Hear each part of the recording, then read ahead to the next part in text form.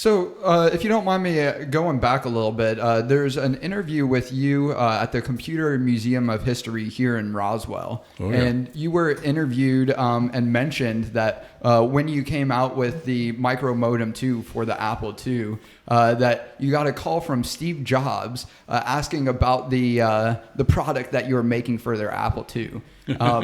What can you share about the call and the time surrounding this event, if anything sticks out? Well, I could tell you all about it. We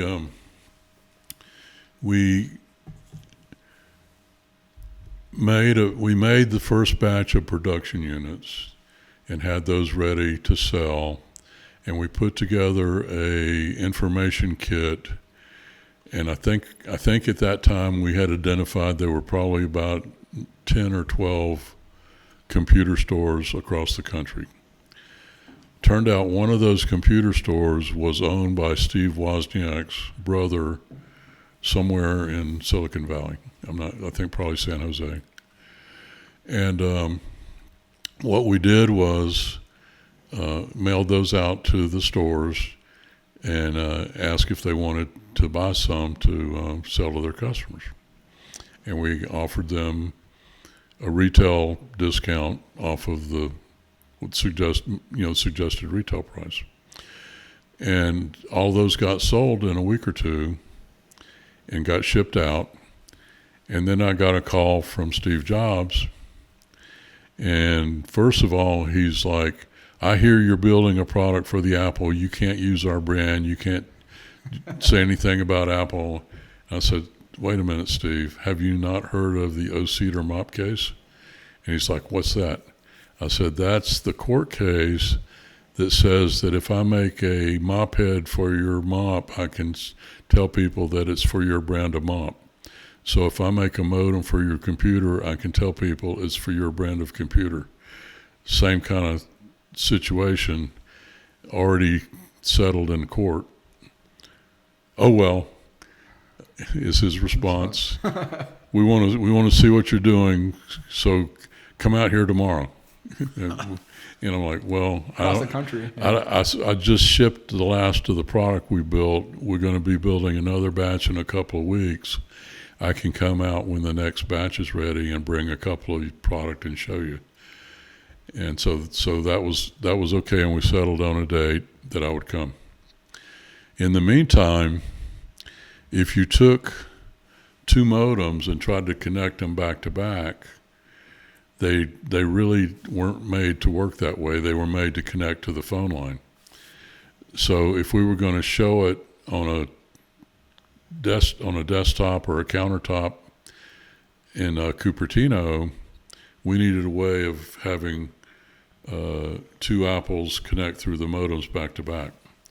So Dell Hetherington, who did the circuit design for all the first modems, came up with a little box that we called the Phony Company, and it had two RJ11 female connectors on it. So you could plug the modem into it on one side and the modem of another computer into the other side. And you could dial one modem. It would take the circuitry off hook inside the Phony Company, and it would generate a ringtone to the other modem. That modem would sense the ringtone and answer in the proper mode, so the two modems could speak to each other over the phone line. And that's what we took with us to Cupertino. And when we got into their offices, they took us to a conference room that had a counter over on one side of the room in front of a window. And they had two. We told them ahead of time we'd like to have two Apple IIs set up there that we could put the modems in, and we could show them how it worked. So we set that up with one modem in each Apple II, the Phony Company connecting them to each other, and we stood there all day as people came through, maybe two or three at a time, maybe one at a time, and say, I heard about what y'all are doing, show me what you got. So we were showing people all day how it connected one computer to the other. The most interesting part of the day, it turned out that Steve was gone that day, so I didn't get to see him that day. But Mike Markla, who had been with the company a short while, came from one of the semiconductor companies and had a good background in marketing and business development, came to talk to me. He said, let's go somewhere and sit down for a minute.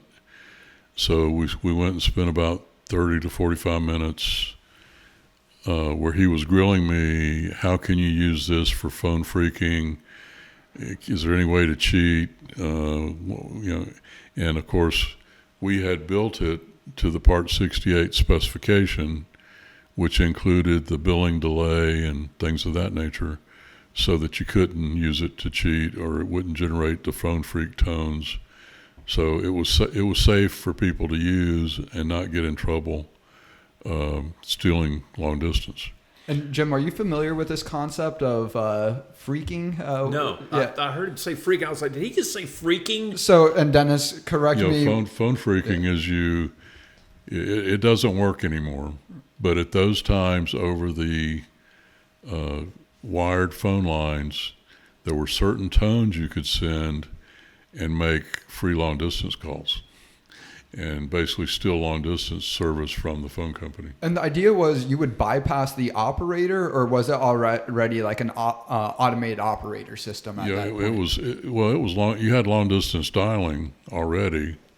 You had 10-digit long distance dialing already. This was like 1978, 79 kind of time frame. So you'd had long distance dialing for a long time. Okay.